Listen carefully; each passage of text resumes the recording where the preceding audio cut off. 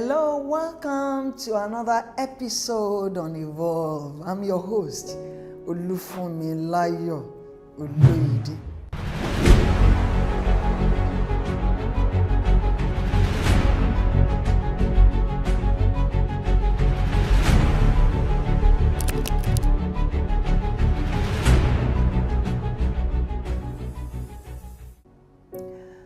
You know, failure, a lot of times when we hear the word failure, we feel it is a dead end. But we need to see something different, something greater that can come out of failure. And in today's episode, I'll be sharing with you failing forward. The idea that setbacks can actually push us toward purpose if we learn to grow through them. And you know, a lot of time we see it as a dead end, but in reality, failure is a learning process. Every great success story includes moments of failure. And I remember one Thomas Edison. I read that he failed over 1,000 times before inventing the light bulb that we use in our homes. Even in the Bible, we see Peter denying Jesus 3 times. Yet, he became one of the pillars of the early church. The difference between those who stayed down and those who rise is perspective. Instead of seeing failure as a reason to quit, they see it as a lesson. Proverbs 24:16 says, "For though the righteous fall 7 times, they rise again." And that made me to remember one song, "Ọ̀tá mi máa yọ̀ mí o, bí mo bá ṣubú máa dìde, ọ̀tá mi máa yọ̀ mí." It means, enemy, Satan, do not laugh at me, do not mock me. When I fall, I'll rise up again.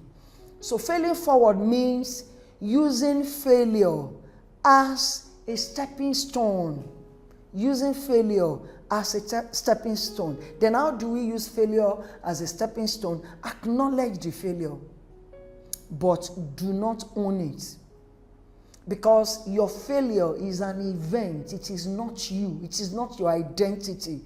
Instead of saying, "I am a failure," say, "I failed at this again."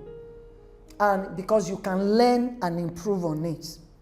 Number 2, extract the lesson. You don't remove yourself from what has happened and extract the lesson. Ask yourself, what went wrong? What can I do differently? Number 3, apply the lesson and try again. There is no harm in trying over and over again. Do not let the fear of falling stop you, because growth happens when you keep working on yourself regardless of the setbacks. You know, in the scripture, Moses killed a man and ran away in fear, but God still called him to go and lead the people of Israel.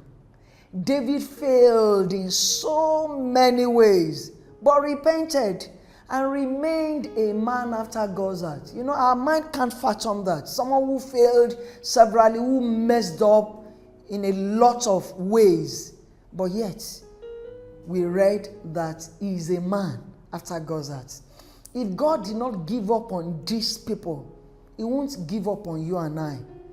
So maybe you failed in business, or you have failed at one point in time in your ministry, or on your personal goals, or maybe in a relationship.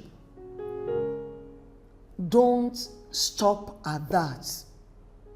Instead of dwelling in those disappointments, in those setbacks, ask yourself, what can I learn? How can I use this experience to become a better person? If you have failed in business, I can count number of times I have failed in business. What I keep telling myself is that, for me, you can do it. I ask questions. What have you done wrong? What step do you need to take forward? Who can you speak to? Who can help you to navigate this course, this curve in your life?